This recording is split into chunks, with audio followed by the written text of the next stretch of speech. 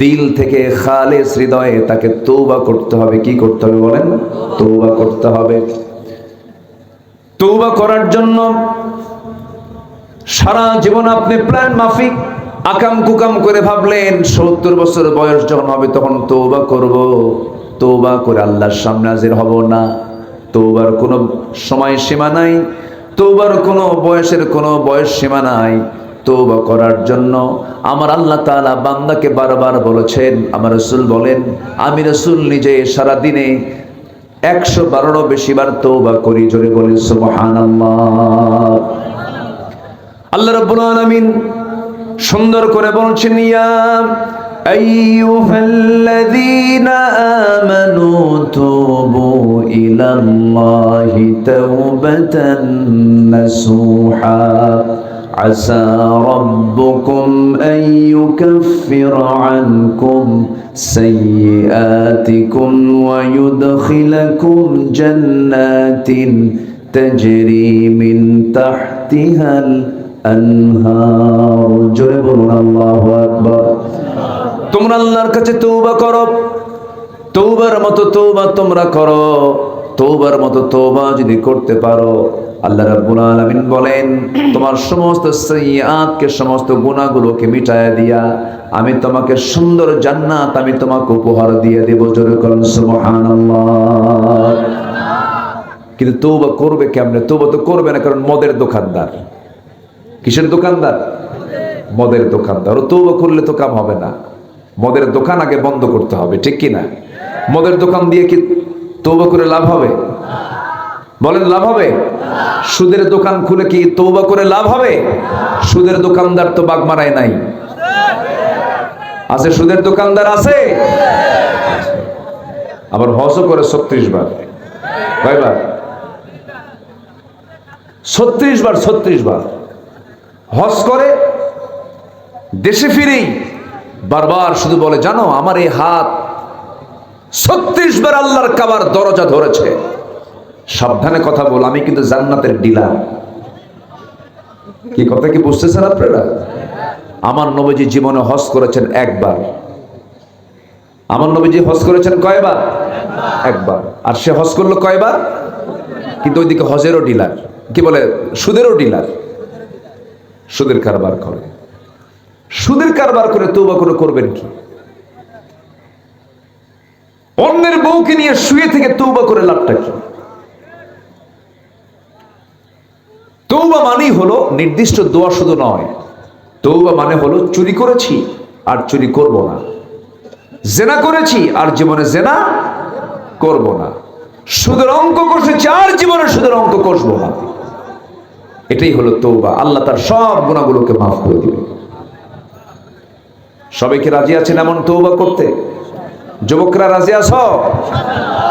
হয়তো তুমি একজনকে ভালোবাসো, বিয়ের আগে ভালোবাসা হয় না, ওটা হয় হলো লুচ্চামি। ভালোবাসা এটা খুব মানে অত্যন্ত বরকতময় শব্দ ভালোবাসা। এই ভালোবাসা শব্দটা চলে গেছে হলো জেনার দিকে। এটা এই শব্দটা মানে ছিনতাই হয়ে গেছে। এই শব্দটা কি হয়ে গেছে? ছিনতাই হয়ে গেছে। ভালোবাসা কাকে বলে? বিয়ের আগে যে সম্পর্কটার নাম ভালোবাসা, আর বিয়ের পরে এটাকে এটা মহব্বত। তো ভালোবাসা বিয়ের আগে হয় না, ভালোবাসা হয় হলো বিয়ের পরে। বিয়ের আগে কোনো ভালোবাসা নাই। অনেকে আবার প্রাউড করে বলে, হুজুর আমাকে একদিন বলতেছে, হুজুর আমি খুব ভাগ্যবান, আমি বিয়ে করেছি হুজুর, আমার যে বউটা এটা আমার লাভ ম্যারেজ। কি ম্যারেজ বলেন তো? আমি মনে মনে কই লুচ্চা ম্যারেজ। লাভ ম্যারেজের কথা বলে আবার সে প্রাউড করে যে হুজুর এটা আমার লাভ ম্যারেজ। না, এগুলো আকাম কুকাম। এই সমস্ত কাজের সঙ্গে ইসলামের কোন সম্পর্ক। আমার কথায় মনে হয় মন খারাপ করতেছেন আপনারা। আমার বন্ধুগণ, তওবার মতো তওবা করতে হবে। এই জন্য সুদের দোকান দেওয়া যাবে না, মদের দোকানের লাইসেন্সধারী হওয়া যাবে না। আমার দেশে বহু হাজী সাহেব আছে যে হোটেল খুলে ফেলে, আবাসিক হোটেল, সেখানে নারী সাপ্লাই দেয়। আছে কি না? ওইদিকে হজ করছে 36 বার, এদিকে নারী সাপ্লায়ার। আমার বন্ধুগণ, এগুলো আগে বাদ দিতে হবে। আল্লাহর কাছে তওবা করার মাধ্যম হলো সমস্ত হারামকে বর্জন করতে হবে। একটু কান লাগান। গোটা পৃথিবীতে যত বিজনেস আছে, এর মধ্যে ইসলাম, এই পৃথিবীতে কেন মানুষ চায় না একটা মহল, কেন ইসলামের বিরুদ্ধে তাদের যুদ্ধ ঘোষণা? এর কারণ আছে। গোটা পৃথিবীতে যে মাদক ব্যবসা আছে, এই ব্যবসার পরিমাণ বছর হলো $321 বিলিয়ন, অস্ত্র ব্যবসা $100 বিলিয়ন, পতিতা ব্যবসা $110 বিলিয়ন, অবৈধ সোনা কারবারি $100 billion, computer games, casino, free fire, PUBG. দেখেন যুবকরা, দেখছেন কিভাবে হাসে, সব বোঝে তো। এগুলোর পেছনে ব্যবসা হয় হলো $54 বিলিয়ন। এই মাদক, মদ, অস্ত্র, পতিতা, অবৈধ বাণিজ্যের বার্ষিক বাজার মূল্য প্রায় $2685 বিলিয়ন। তো এই ব্যবসার সঙ্গে যারা জড়িত, তারা কি কখনো আল্লাহর জমিনের দিন কায়েম হোক, ইসলাম কায়েম হোক করা চাবে? আমরা কি চাই? আজ থেকে আমরা কি চাই? আমরা কি চাই? আমরা যারা চাই, যারা মদের দোকান দিয়ে বসে আছে, ওরা কি আপনাকে ভালোবাসবে? ওরা আপনাকে প্রতিহত করার জন্য লাঠি নিয়ে দাঁড়া যাবে। আমরা কি চুপ মেরে থাকবো? লাঠি হাতে নেওয়াও ফরজ। আসতে কোন কেন? মুসার হাতে কি ছিল? যেরকম মুসার হাতে কি ছিল? লাঠি ছিল। প্রয়োজনে লাঠি হাতে নিতে হবে। প্রয়োজনে নবীর সুন্নাহ অবলম্বন করে বাংলাদেশের প্রত্যেকটা দুর্নীতিকে, সমস্ত হারাম পন্থাগুলোকে সমাজ থেকে মূলোৎপাটন করার জন্য রাজপথে জীবন দেওয়ার মানসিকতা নিয়ে, জানমাল দিয়ে বাতিলের মোকাবেলা করতে হবে। রাজি আছেন কারা কারা? হাত উঁচু করে দেখান মুসলমান।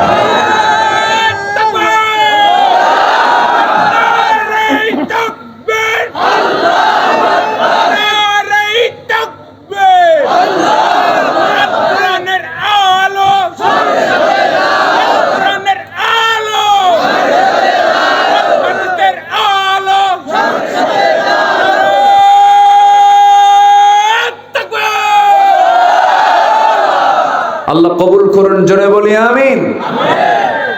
সম্মানিত ভাইয়েরা, সম্মানিত বন্ধুগণ, তাহলে 1 নম্বর কাজ হলো আমরা তওবা করব কার কাছে? আল্লাহর কাছে। আল্লাহ রাব্বুল আলামিন বলেন, বান্দা তুমি যদি তওবা করতে পারো, ইউবাদদিলুল্লাহু সাইয়্যাতিহিম হাসানাত, তোমার জীবনে তুমি যত গুনাহগুলো করেছো, সমস্ত গুনাহগুলোকে আমি আল্লাহ সওয়াব দিয়ে মিটাইয়া দেব। এবং আল্লাহ রাব্বুল আলামিনের পিয়ারা হাবিব আমার রাসূল বলেছেন, আত-তাইবু মিনাজ যামবি কামান লা যামবা লাহ, কোন তওবাকারীর তওবা যদি কবুল হয়ে যায়, তার আগের জীবনে একটা গুনাহও থাকে না। জোরে কোন সুবহানাল্লাহ। নিজের জীবন থেকে গুনাহ মুক্ত করার জন্য একটা বেস্ট আমল হলো তওবা করা। এবং তওবার গুরুত্ব এত বেশি, তওবা নামে আল্লাহ পাক একটা সূরা নাযিল করেছেন, সূরা তাওবা। তওবা করব আমরা আল্লাহর কাছে।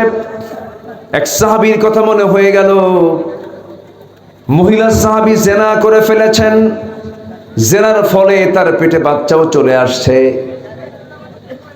সেই মহিলা সাহাবী তওবা করছেন, সেজদায় পড়ে পড়ে কাঁদতেছেন। নবীর দরবারে এসে বলছেন, ইয়া রাসূলুল্লাহ, আমি জিনা করে ফেলেছি। না, তুমি জিনা করো নাই। জিনা করে ফেলেছি। না, তুমি করো নাই। 3টি বার বলার পরও তিনি বলছেন, না, আমি জিনা করে ফেলেছি। শেষ পর্যন্ত হলো কি?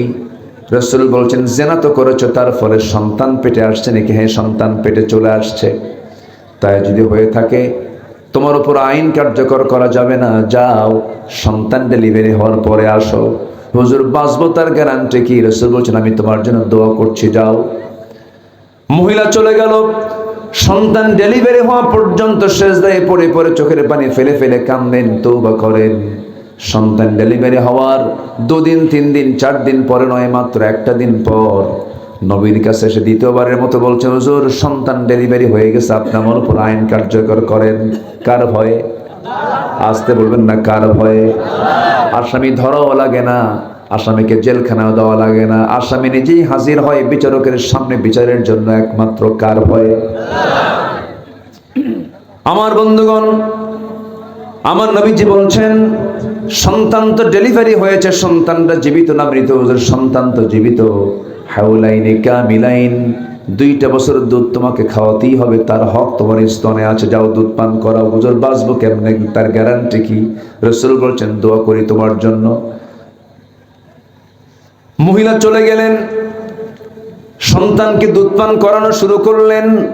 6 মাসের মাথায় সন্তানকে টোটালি দুধ অফ করে দিয়া অন্য খাবারের প্র্যাকটিস গড়ে তুলে ধীরে ধীরে সন্তানকে টোটালি দুধ বন্ধ করে ষষ্ঠ মাসের মাথায় ওই সন্তানকে কোলের মধ্যে করে নিয়ে 3য়বারের মতো এসে বলছে, ইয়া রাসূলুল্লাহি, এই যে সন্তান, এই সন্তান আমার বুকের দুধ ছাড়াও সে পৃথিবীতে বাঁচতে পারবে।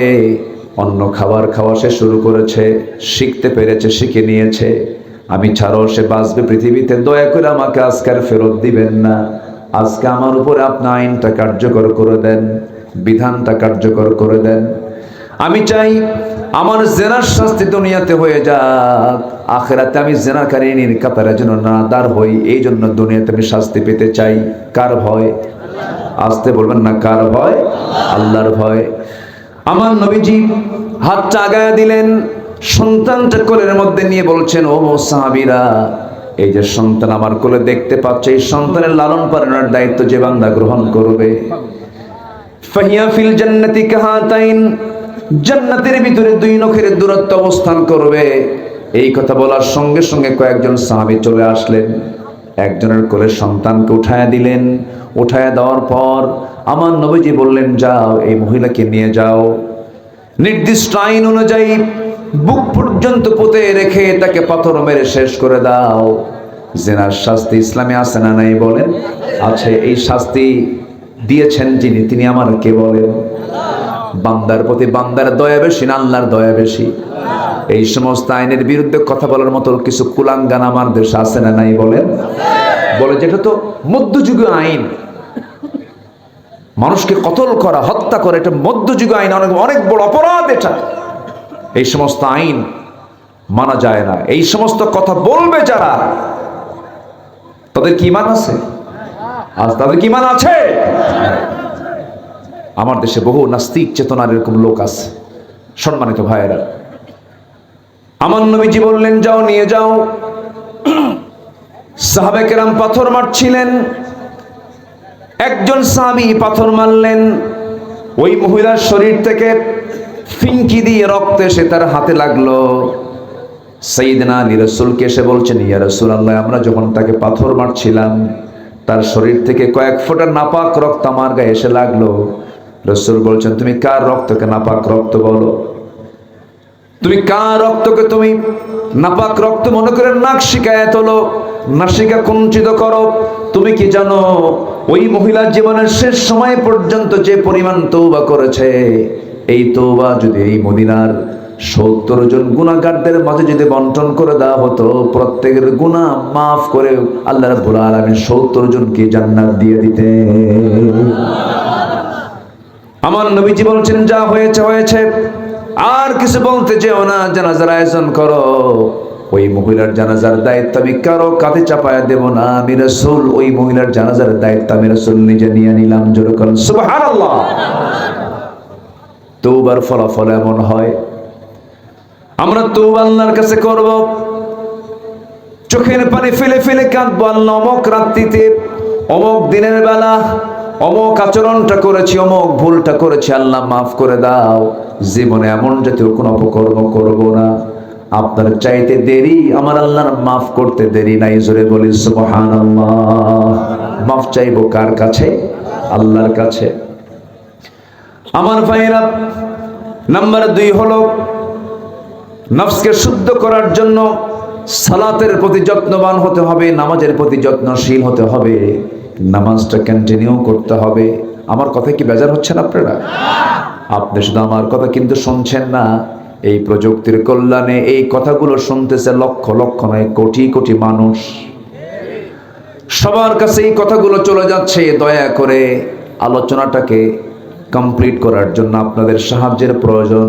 একটু মনোযোগ দিয়ে কথাগুলো শুনুন। যে জায়গায় বসে আছেন নিঃসন্দেহে বলা চলে এটা হলো জান্নাতের টুকরা। আলহামদুলিল্লাহ বলেন। আর একটু আমাকে সময় দেন, 12:30 বেজে গেছে, আর কিছুক্ষণ সময় আমি নিতে চাই। একটু কানটা লাগান, 10টা পয়েন্ট বলি, আমি শেষের দিকে আস্তে আস্তে চলে যাচ্ছি। আলোচনার একটা হক আছে না নাই বলেন? আছে। হকটা আমাকে আদায় করার সুযোগটা একটু দেন। নাম্বার 2 হলো সালাতের প্রতি যত্নশীল হওয়া। যে ব্যক্তি সালাতের প্রতি যত্নশীল হবে তার নফসটা শুদ্ধ হয়ে যাবে। দেখবেন মুসল্লি 2 প্রকার মসজিদে থাকে। কিছু মুসল্লি আছে সবার আগে যায় সবার পরে আসে, আবার কিছু মুসল্লি সবার পরে যায় সবার আগে আসে। এরকম মুসল্লি আছে না নাই?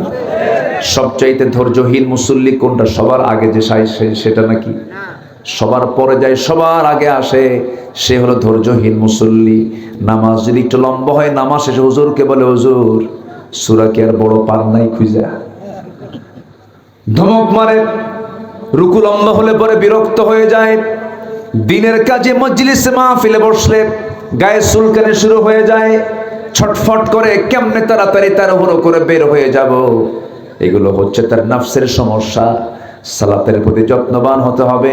আমি তো মনে করি ইমাম নামাজ যত লম্বা করবে, যে প্রকৃত নামাজে সে তার মনের তৃপ্তি আরো বেশি পেতে থাকবে। যেরকম সুবহানাল্লাহ।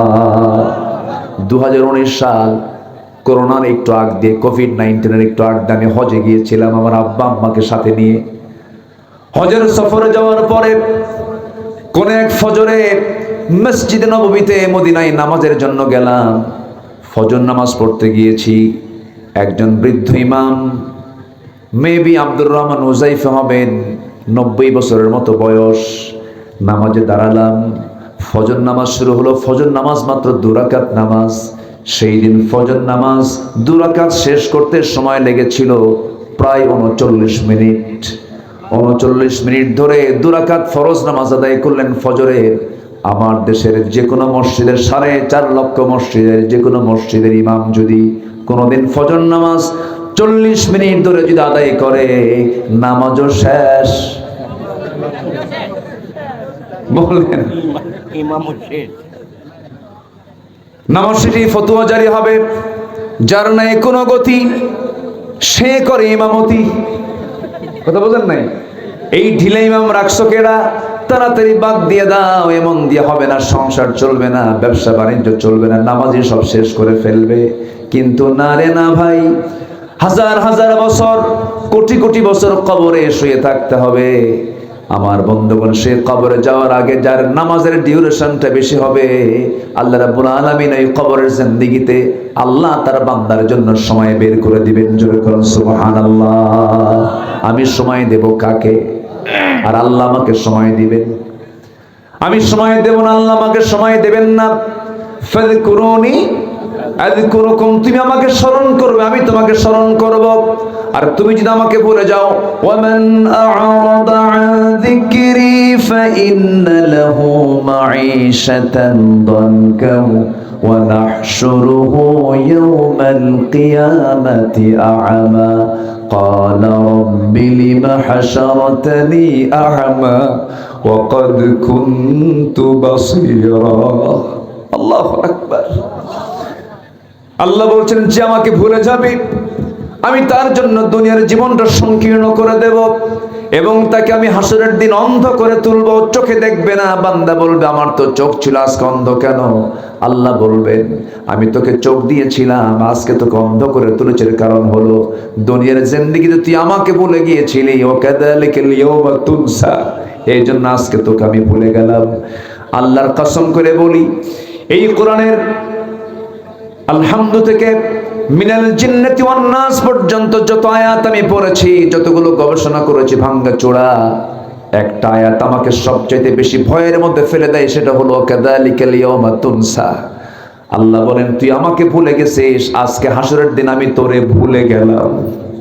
আল্লাহ যদি ভুলে যান, বাঁচার উপায় আছে ভাই? বলেন উপায় আছে?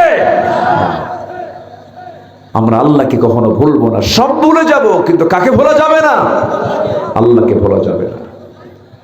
নামাজের ব্যাপারে যত্নশীল হতে হবে। যে নামাজে মজা পায় সে ইমানের মজা পাবে। যে নামাজের মজা পাবে, সে আল্লাহর মহব্বতটা তার মধ্যে জাগ্রত হয়ে যাবে। এই জন্য সবচেয়ে গুরুত্বপূর্ণ নামাজ হলো ফজরের নামাজ। আর শয়তান সবচেয়ে বেশি বাধাগ্রস্ত করে কোন নামাজে বলেন? ফজর নামাজ। আমার দেশে সবচেয়ে কম মুসল্লি কোন নামাজে বলেন? ফজর নামাজে। অথচ মানুষ বাড়িতে বেশি সময় কিন্তু ফজরের সময়ে থাকে। ফজরের ঠিক আগ মুহূর্ত,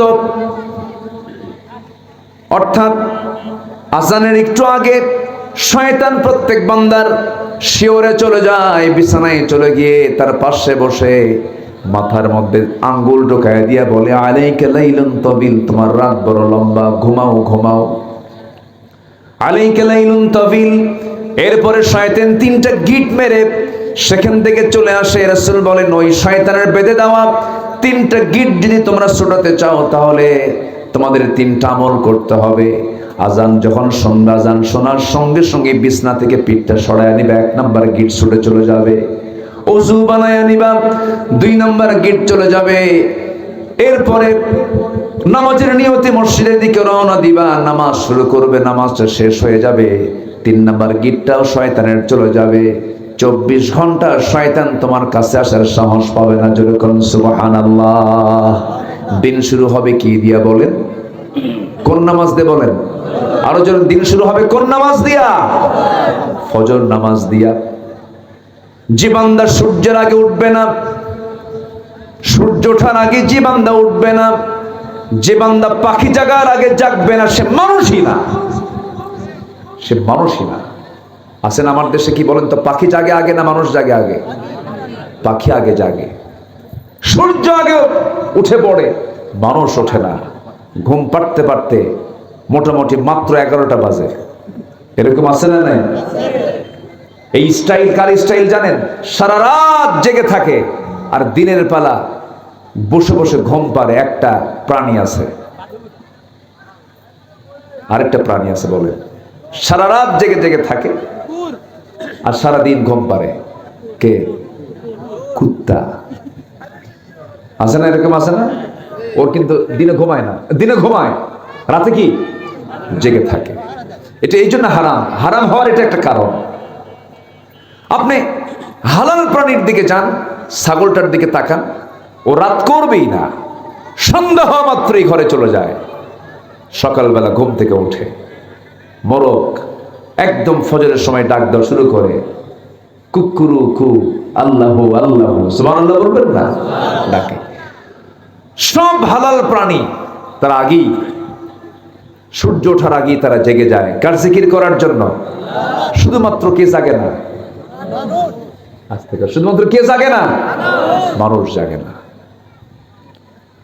আজান হয়ে যায়, মসজিদে সুন্দর টাইলস করা মসজিদ, এসি লাগানো মসজিদ, বিশাল বড় গম্বুজ, আজান সব কানে কানে ঢুকে যাচ্ছে। আসসালাতু খায়রুম মিনান নাওম।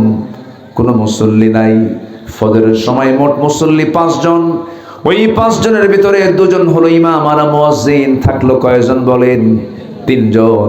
এই 3 জন হলো ওই গ্রামের সবচেয়ে 3 বুড়া মানুষ। 80 বছর পার হয়ে গেছে। যখন নামাজ শেষে বলা হয়, চাচা বুড়া মানুষ শীতের মধ্যে আসছেন কেন? না আসলেও তো হতো গো বাবা, আসতাম না, কিন্তু বুড়ি মরে গেছে, বুড়ি থাকলে আমরা আসতাম না।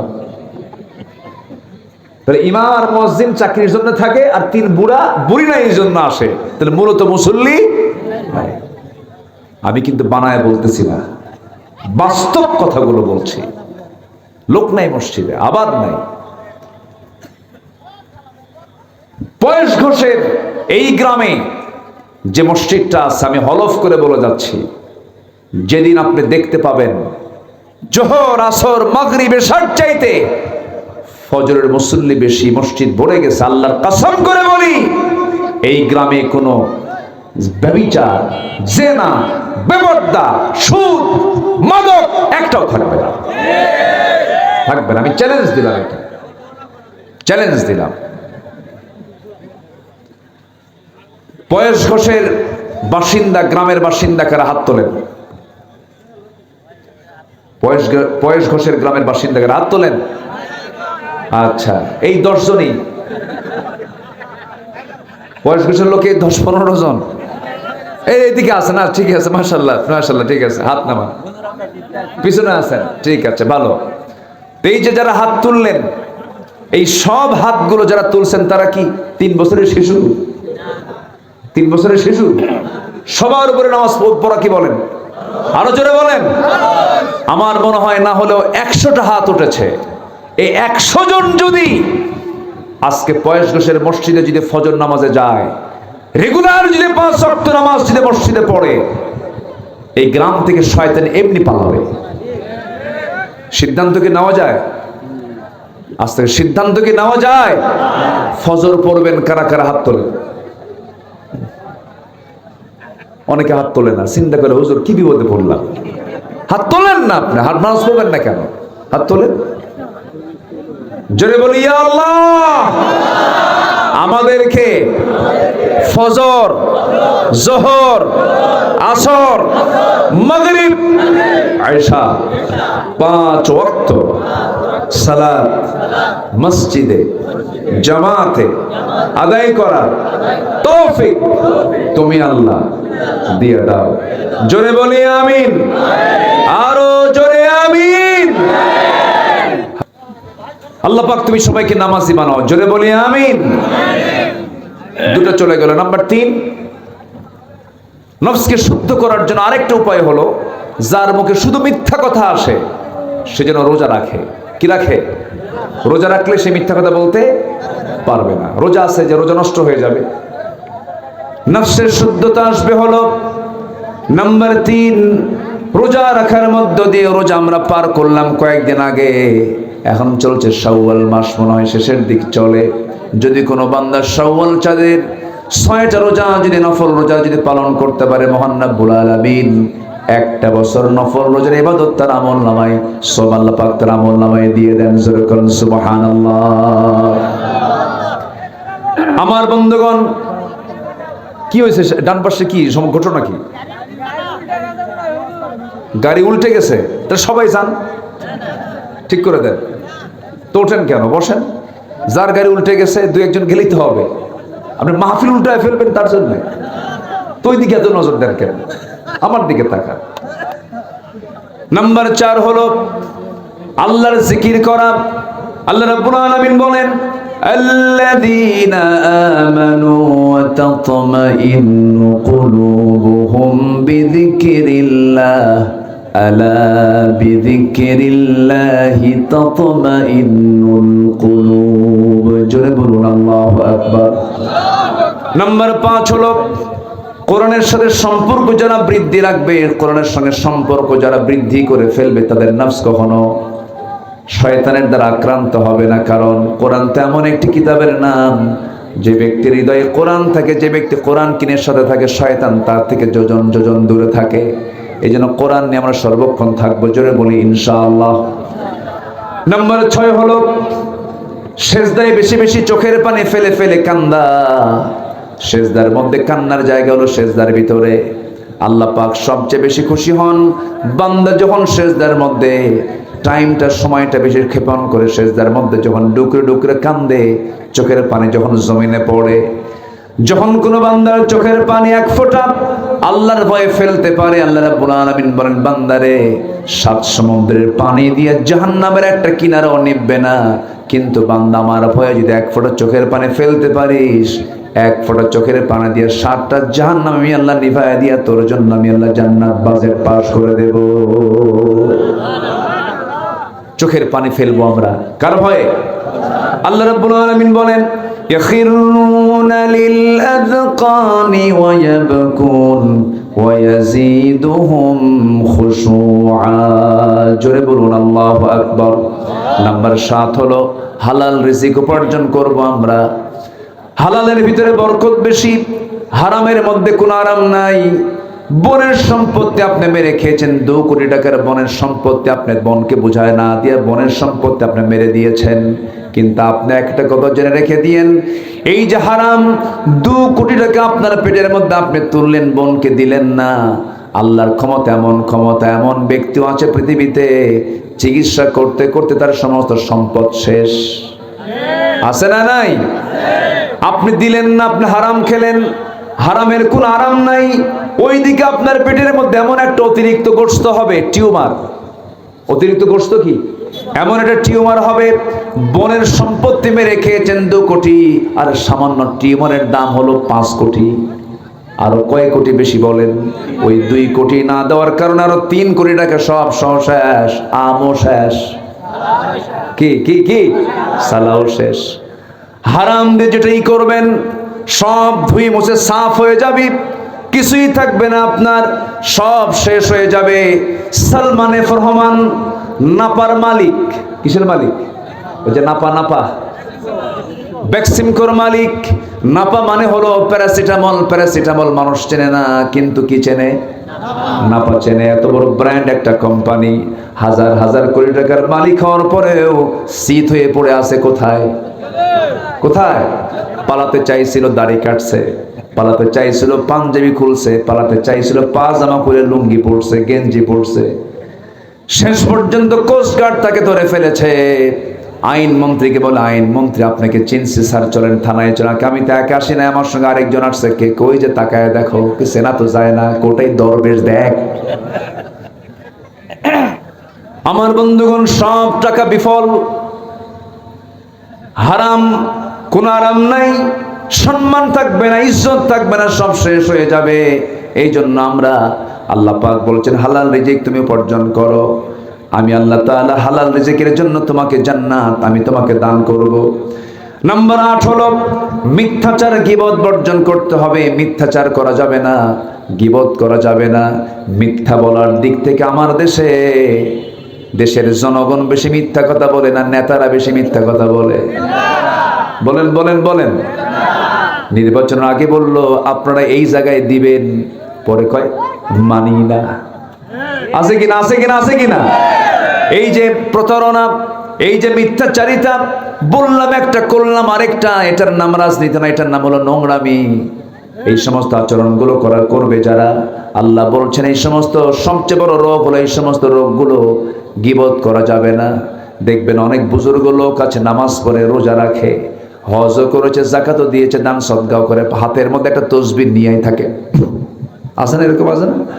এরকম করে ঝাঁকায় আবার, মানে বুঝাচ্ছে আমি জিব্রাইল নাজিল হয়েছে দুনিয়াতে। আছে কিনা বলেন? আছে। কিন্তু এত বড় বুজুর্গ হওয়ার পরেও দেখবেন চার দোকানে বসবে, বসার পরে ঘন্টার পরে ঘন্টা নিজের দোষ না খুঁজে বের করে বলবে, তুমি কি জানো অমকের বাড়ির একটা মেয়ে আছে, অমকের সাথে বের হয়ে গেছে, ও ওকাম কুকাম করে বেড়ায়, এই সমস্ত কাজগুলো করে বেড়ায়, এই সমস্ত কথাগুলো হোটেলের মধ্যে বসে বসে গল্প করছে। তার কি সওয়াব হয় না গুনাহ হয়? বলেন বলেন, কি হয়? গুনাহ হয়ে যায়। এই গীবত চর্চা যারা করবে, নফস তাদের কখনো শুদ্ধ থাকবে না, নফসের পরিশুদ্ধতা আসবে না, এগুলোকে বর্জন করতে হবে। নাম্বার 9 হলো অহংকার থাকা যাবে না। একটা বিষয় লক্ষ্য রাখবেন, যখন কোনো বান্দার মধ্যে আপনি অহংকার দেখবেন, ভাববেন ওর মরার সময় এসে গেছে। একটা প্রাণী আছে পাখা গজালে মরে যায়। কি পোকা? কি পোকা? ওই পোকা ভালোই থাকে, কোনো সমস্যা নেই, কিন্তু যখনই পাখা গজায় কিসের কাছে যায়? আগুনের কাছে চলে যায়। পাখা গজালেই সে বোঝে যেখানে গেলেই মরবে, এরপরে সে দৌড়ায় সেখানে চলে যায়। যখন দেখবেন অহংকারের পোকা, যখন পাখা গজায়, একদম সোজা অহংকারের ঠেলায় মাহুরি দিল্লি গিয়ে বসে থাকতে হয়। অহংকার করা যাবে না। 2041 বলা যাবে না, 2021 বলা যাবে না। এই প্রাউড গুলো করবেন যারা, অবশ্যই তারা ধ্বংসের একদম শেষ স্তরে পৌঁছে যাবেন। আত্মগরিমা করা যাবে না, আমি করছি, আমার বাপ করছে, আমার স্বামী করছে, আমার ভাই করছে, কেউ করে নাই। এরকম আছে না? এরকম আছে না? আমার বাপের দেশ, আমার বাপ স্বাধীন করছে, আমার সব। কইছে কিনা? কইছে কিনা? আত্মগরিমা এগুলো করা, এগুলো আল্লাহর দান, আল্লাহ দিয়েছেন। এবার আল্লাহর ফয়সালা শুধু আল্লাহর দিকে দিতে হবে। যে ব্যক্তি আল্লাহর জন্য হবে, আল্লাহ তার জন্য হয়ে যাবে। কি কথা ক্লিয়ার? যে ব্যক্তি বলে আমার, এগুলো আমার আমার, এটা অহংকারী। বলতে হবে এটা আল্লাহ দিয়েছেন, আলহামদুলিল্লাহ। সন্তান 4টা ছেলে আল্লাহ আমাকে দিয়েছেন, আল্লাহ আমাকে এটা করেছেন, আল্লাহ আমার এটা করেছেন, আল্লাহই সব, আল্লাহই প্রথম, আল্লাহই সবকিছু। ওই বান্দা হচ্ছে আল্লাহর কৃতজ্ঞ বান্দা। জোরে করেন সুবহানাল্লাহ। সর্বশেষ যে সাবজেক্ট নিয়ে আমার আগের মেহমান রাশিদুল ইসলাম ভালো আলোচনা করেছে। আমি যখন এসে বসি হাজির হই তখন উনি আলোচনায় ওঠেন। আমার অনেক ছোট, অনেক জুনিয়র আমার। তো উনি যে সাবজেক্ট নিয়ে কথা বলেছেন তাকওয়ার উপরে, এই সর্বশেষ হচ্ছে তাকওয়া অর্জন করা। অর্থাৎ তাকওয়া মানে হলো বেঁচে থাকা। কি বেঁচে থাকা? সকল হারাম থেকে নিজেকে গুটিয়ে রাখা। এই অর্জন যারা করবে সে নফসের শুদ্ধতা অর্জন করতে পারবে। এই 10টা বিষয় আল্লাহ পাক আমাদের জীবনে আমল করার তৌফিক দান করুন। আমি বাংলাদেশের যত থানায় গিয়েছি, যতবার গিয়েছি, আমার মনে হয় সবচেয়ে বেশি আমি যে থানায় বেশি মাহফিল করেছি তার নাম হলো বাগমারা। আমি প্রচুর এসেছি, এরপরেও আপনাদের তীব্র ভালোবাসা, তীব্র আকাঙ্ক্ষা আমাকে মুগ্ধ করে। আমি খুব আনন্দিত আপনাদের এই ভালোবাসা, মুগ্ধতায় আমি চিরকৃতজ্ঞ আপনাদের কাছে। বাগমারার মানুষ ইসলাম প্রিয়, বাগমারার মানুষ দিন প্রিয়। বাগমারার মানুষের ভিতরে একটা যোগ্যতা আছে, সেটা হলো যা বলে তা করে ছাড়ে। বলি আলহামদুলিল্লাহ। মুনাফিকি ভাবটা আমি একটু কম পাই আপনাদের আচরণের ভিতরে। আমরা তো চলাফেরা করলে, মানুষের মধ্যে চলাফেরা করলে টের পাওয়া যায়। আলহামদুলিল্লাহ। আল্লাহ আপনাদেরকে দ্বীনের জন্য কবুল করুন। জোরে বলি আল্লাহুম্মা আমিন। কিছু লোক তো থাকবেই খারাপ, কিছু আবু জেহেল থাকবে না? কিছু আবু জেহেল থাকবে।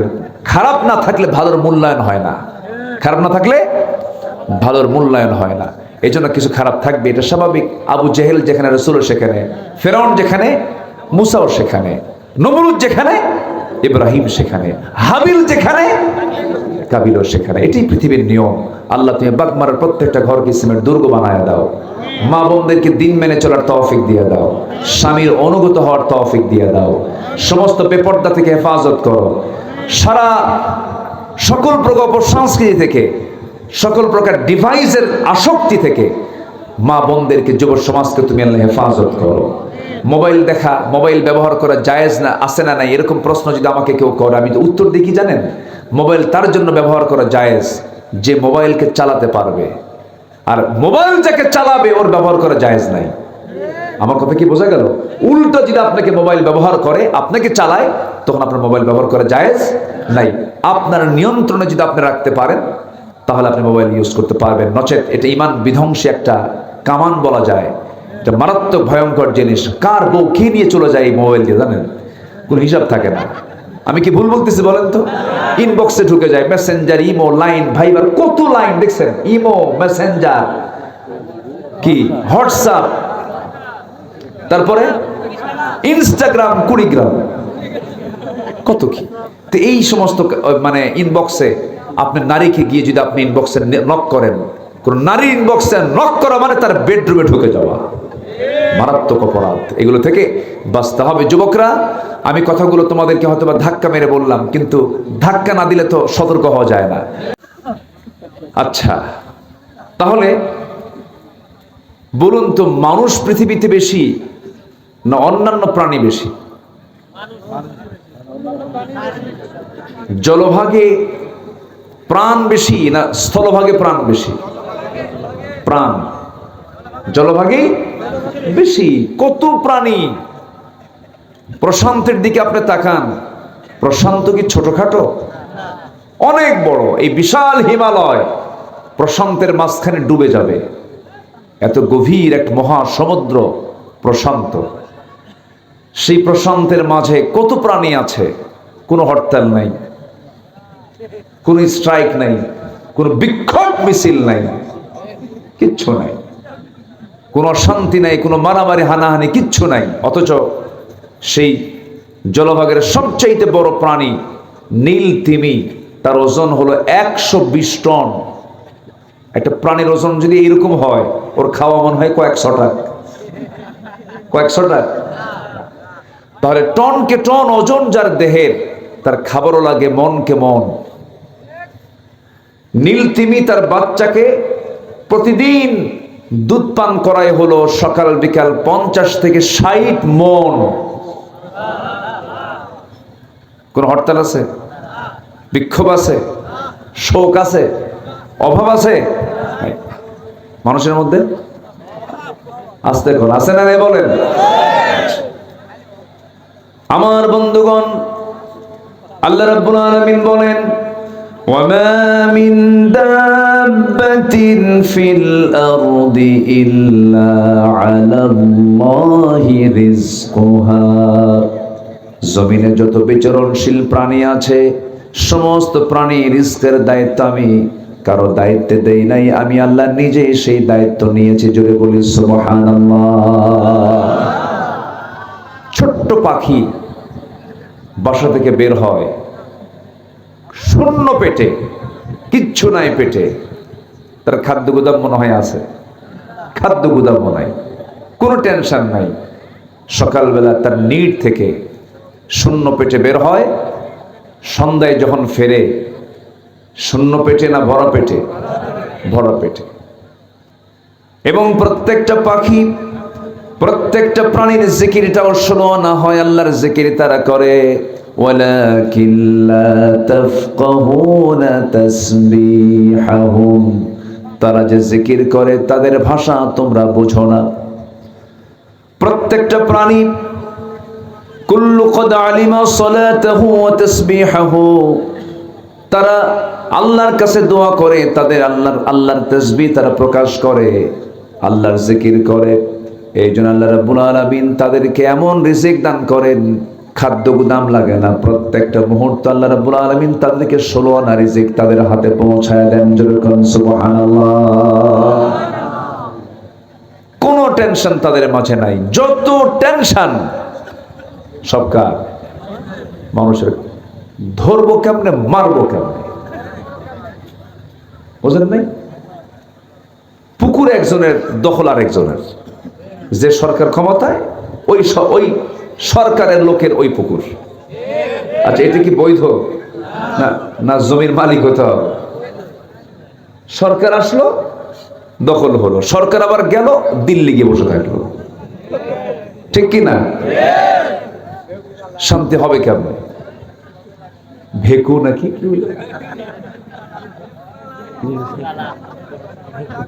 ভেকু মানুষের নাম হয়? কি কোন আপনার? হুজুর সব খবর রাখে, বুঝতে পারছি আমি। আচ্ছা, তো এই দরকার কি ভাই বলেন? এত প্রয়োজন কিসের বলেন? হ্যাঁ, আপনি বৈধ পথে 1000 কোটি টাকার মালিক হন, আল্লাহ বাধা দেননি, হন, ব্যবসা করেন, বিনিয়োগ করেন, প্রমোটার হন, উদ্যোক্তা হন, আপনি উৎপাদন বাড়ান, কোম্পানি করেন, শ্রম বিনিয়োগ করেন, সমস্যা নাই। কিন্তু অবৈধ না বৈধ? বৈধ পথে আনেন। কিন্তু জমি একজনের দখল করবেন আপনি, নাম তো ভেকো হবে, হবেই তো না, এটাই স্বাভাবিক। দুর্নীতি করা যাবে না, লোপাট করা যাবে না, সব হেরে যেতে হবে আপনাকে, সব ফেলে যেতে হবে, কিচ্ছু থাকবে না। মার পেট থেকে উলঙ্গ হয়ে এসেছিলাম, কবরে যাওয়ার সময় বাগমারা বাজারের সবচেয়ে কম দামি একটা কাফনের কাপড়, তাও সেলাইও হবে না, হাত দিয়ে টান দিয়ে ছিঁড়ে দোপাট্টা করে গায়ে চকলেটের মতো, কিসের মতো? এই যে এরকম, এই আর এই, ঠিক আছে কিনা বলে? এই চকলেটের মতো থুয়ে চলে আসবে, ব্যাস পিঁপড়া ধরবে, গন্ধ বের হবে, চর্বি গলে যাবে, সব মাটি খেয়ে মাটি হয়ে যাবে। দিন শেষে আমার কেউ নাই, আমার আপনজন বলতে কেউ না, আমার আপনজন একমাত্র চিল্লায় বলুন কে? আল্লাহ। এই জন্য যেটাই করি অবৈধ না বৈধ পথে? বলেন, অবৈধ না বৈধ পথে? মেয়ে ভালো লাগে, ভালো কথা। নারী আপনার পছন্দ হয়, ভালো লাগে, ভালো, বিয়ে কইরা পছন্দ করেন। অন্যের বইয়ের দিকে নজর দেন কেন? ঠিক কিনা? অন্যের বইয়ের দিকে নজর দেওয়া যাবে না। একজন প্রশ্ন করছে আমারে, হুজুর আমাদের এলাকায় একটা ছেলে অন্যের বউকে তুলে আনছে। তো এখন যার বউ আগের, সে তাকে তালাক দেয়নি, মহিলা তাকে তালাক দিয়ে আবার এই স্বামী গ্রহণ করেছে। এটা কি বিয়ে হবে? দেখেন প্রশ্নের সাইজ দেখেন। তালাকের অধিকার কি নারীর না পুরুষের? বলেন বলেন বলেন। তালাক দেবে কে? বিয়ের সময় অনুমতি দেবে কে? নারী। বিয়ের সময় অনুমতি দেবে হচ্ছে মেয়ে পক্ষ। সে অনুমতি দেবে, হ্যাঁ আমি তাকে স্বামী হিসেবে গ্রহণ করলাম। বিয়ের সময় নারী, আর তালাকের সময় লাগবে পুরুষকে। কারণ তালাকের অধিকার যদি মেয়েদেরকে দেওয়া হয়, এরা সকাল সন্ধ্যা 14 বার তালাক দেবে। আমি কি ভুল বললাম? তাহলে বলতেছে যে অন্যের বউ ছিল, কিন্তু একজন আমাদের এলাকার একটা ছেলে সেই বউটাকে বিয়ে শাদী করছে, বউ নিজেই স্বামীরে তালাক দিছে। হুজুর এটা বিয়ে হবে কি? আমি বললাম যে তালাক তো আচ্ছা ঠিক আছে, না হয় তালাক হলোই, 3 মাস যাবে কখন? কি আমি কথা কি বুঝতেছেন আপনারা? তাহলে 3 মাসও গেল না, স্বামীও জানলো না, একদম ফ্লাইং ভাবে নিয়ে, উড়ন্ত নিয়ে হাজির হয়েছে। অন্য কোনো দুনিয়া তার মহিলা খুঁজে পায় নাই। অন্যের বোর দিকে নজর দিবেন কেন? বিয়ে ছাড়া তো বহু ফাঁকা মহিলা আছে, আছে না? আছে না নাই? প্যাঁচ লাগাইছে প্যাঁচের জায়গায় গিয়ে।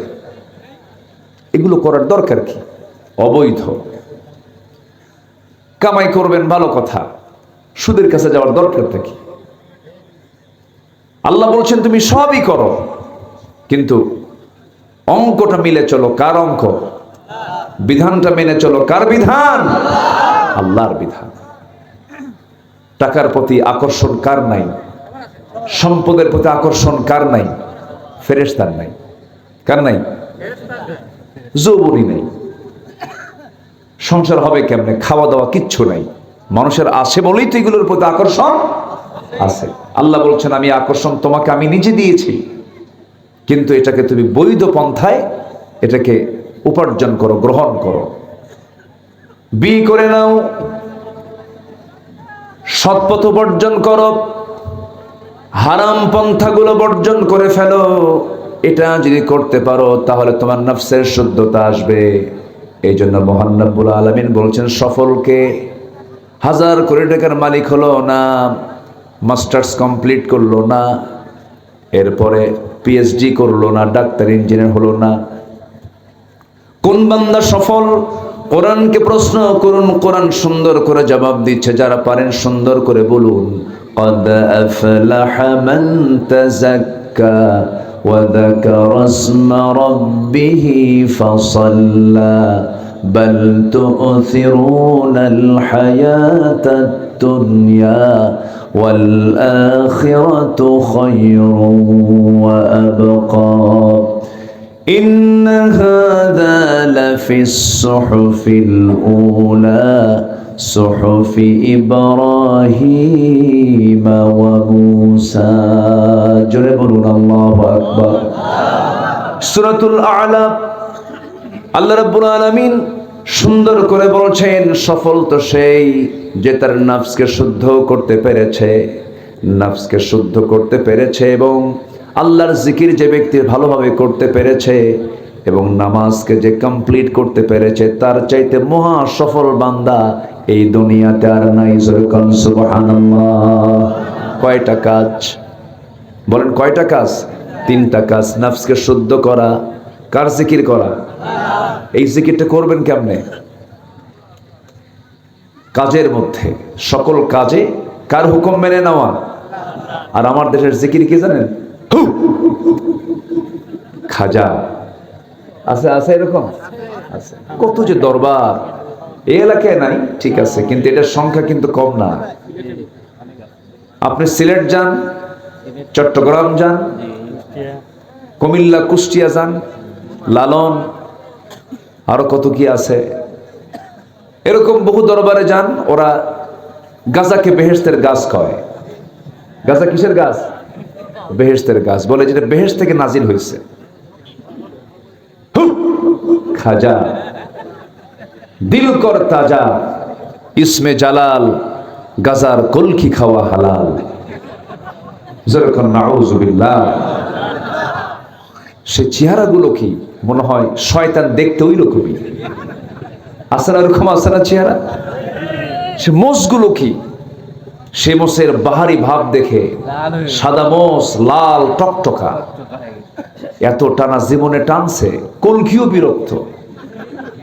কলকি কয় জুলুম তো হয়, এত জুলুম হয় নাকি একটা জিনিসের উপর? এত খাওয়া খাইছে জীবনে। তো এই যে বদমাইশি ভণ্ডামি গুলোর নামে, জিকিরের নামে যে বদমাইশি গুলো হয়, এটার নাম জিকির নয়। জিকির মূলত হচ্ছে আল্লাহর হুকুমকে আল্লাহর ভয়ে, জাহান্নামের ভয়ে নিজের জীবনে বাস্তবায়ন করা কি জিকির বলা হয়। জিকিরের অনেক ব্যাখ্যা আছে, যেরকম নামাজটাও জিকির।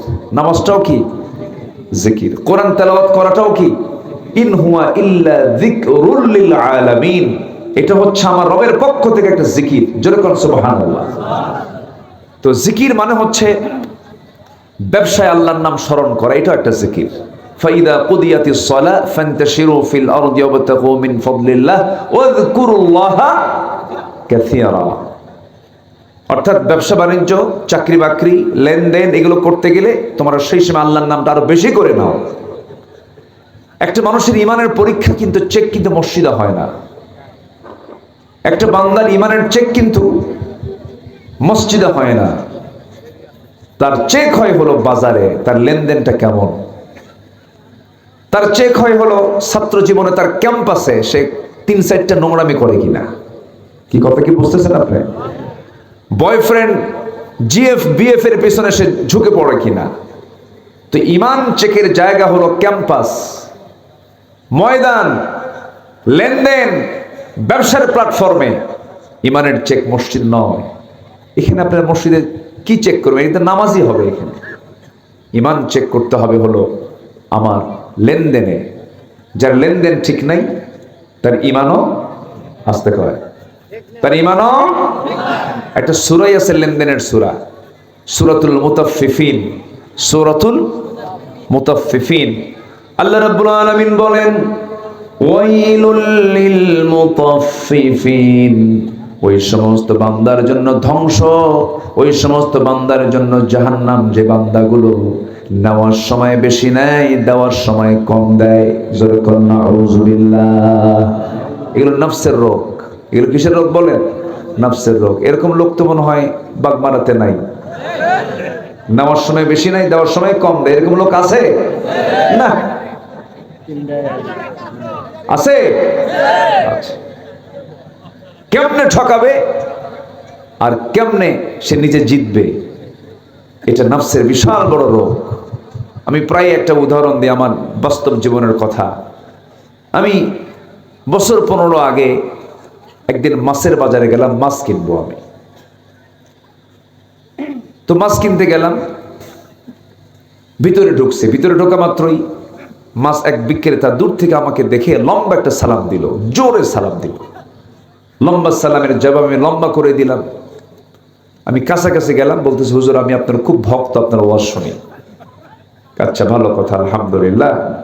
আমি বললাম, আপনি আমার জন্য দোয়া করবেন? হুজুর আপনি আমার জন্য দোয়া করবেন। দোয়া বিনিময় হয়ে গেল।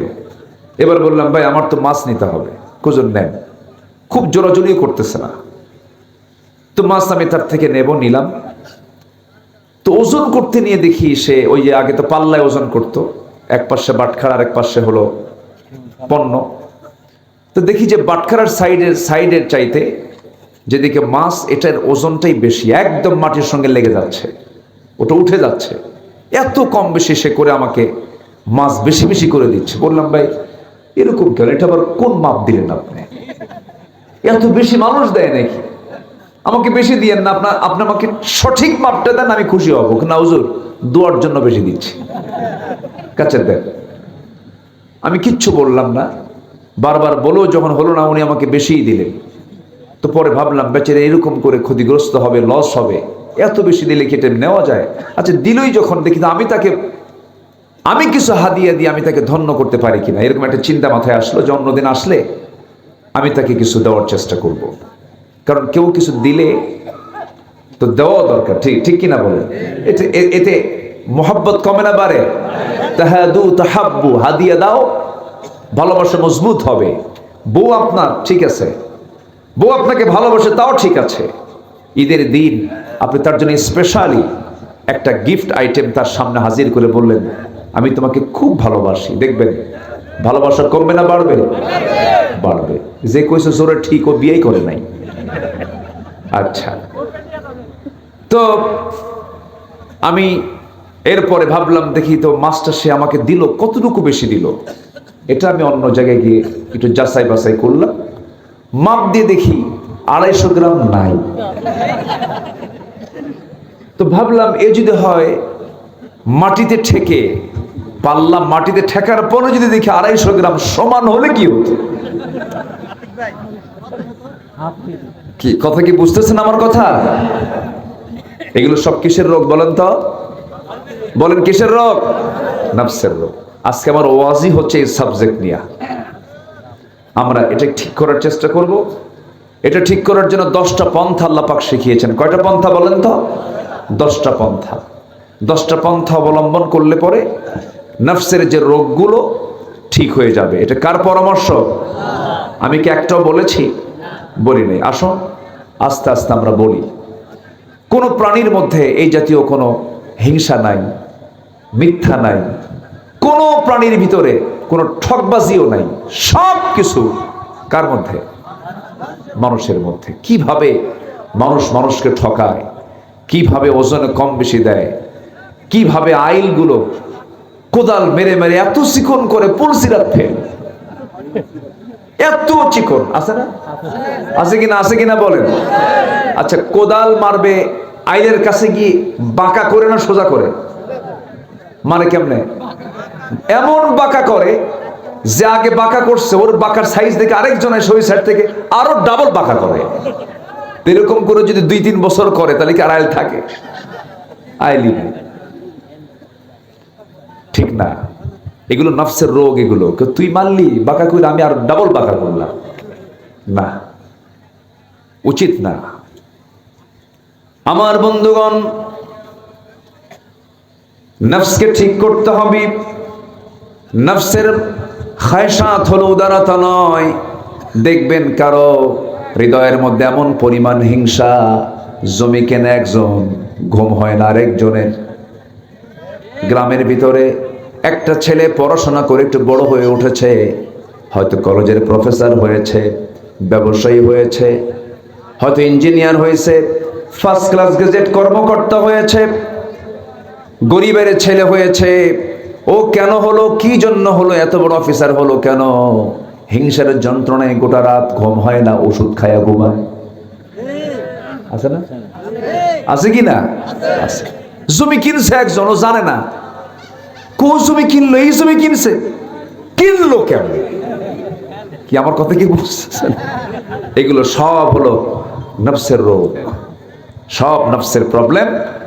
শুধুমাত্র নফসটাকে ঠিক করতে পারলে আমরা সফল হয়ে যাব। জোরে বলি ইনশাআল্লাহ। নফসকে আমরা ঠিক রাখবো। আমার ভাইয়েরা, যে হৃদয়ে হিংসা থাকবে সে হৃদয় সুস্থ নয়। قال إياكم في الحسد فإن الحسد يأكل الحسنات كما تأكل النار الحطب। তোমরা হিংসা থেকে নিজেকে দূরে রাখো, কারণ হিংসা মানুষের সমস্ত আমলকে সারখার করে দেয়, জ্বালিয়ে শেষ করে দেয়। যেমন করে আগুন কাঠখণ্ডকে জ্বালিয়ে ভস্ম করে দেয়। হিংসকের আমলের ঝুড়িতে কোনো আমল থাকে না, সব আমলগুলো সব শেষ হয়ে যায় হিংসার কারণে। আল্লাহ রাব্বুল আলামিন সব বান্দার গুনাহ মাফ করেন, কিন্তু হিংসকের কোনো দোয়া গুনাহ আল্লাহ পাক মাফ করেন না। হিংসকের কোনো দোয়া আল্লাহ মাফ করেন না। ওয়ামিন শাররি হাসিদিন ইদা হাসাদ। আল্লাহ হিংসকের হিংসা থেকে আমাদেরকে বাঁচাও। 2-1 করে মাহফিল থেকে উঠে যাচ্ছে, কি এটা রাতের কারণে না কষ্ট হচ্ছে? আমি কি আলোচনা কন্টিনিউ করব? তো যাচ্ছে কেন 2-1 করে? ও চাপ যদি হয় সমস্যা নাই, যান, একটু বলে যাবেন, একটু হাতটা তুলবেন, একটু ভালো হয়। চাপ তো বহু প্রকার। আমার দেশে দরবারে বসে হঠাৎ করে মাতব্বর থাকে না, কই গেছে, চাপে গেছে। কি চাপ? ঊর্ধ্ব চাপ, বিড়ি খাওয়া চাপ। এরকমও আছে না নাই বলেন তো? এটা একটা চাপ। হাই রে, বিড়ি খায় এই জাতি, ভাত বেশি খায় না বিড়ি বেশি খায়? তাহলে জাতীয় খাদ্য বিড়ি হওয়া দরকার। এত বিড়ি খায়। এই বিড়ি তামাক দিয়ে তৈরি, তামাক। এই তামাকের আবাদ এলাকায় হয় না? এলাকা হয়? বেঁচে গেছে, ভালো। এই কালচারটা এলাকায় নাই, জীবনে না আসুক দোয়া করি।